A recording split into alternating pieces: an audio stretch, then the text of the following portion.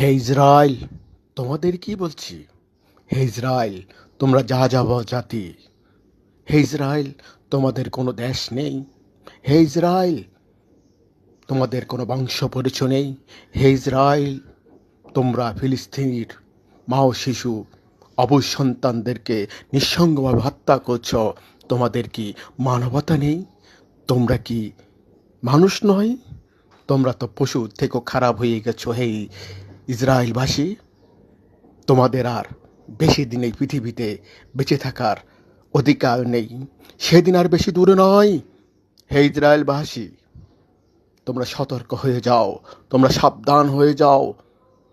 তোমরা আজ তওবা করে ফেলো, যেন মুসলমানের উপর আর কখনো নিঃসঙ্গভাবে হত্যা করব না। তাই আসো, আল্লাহ তোমাদেরকে মাফ করে দিবে। আলহামদুলিল্লাহ।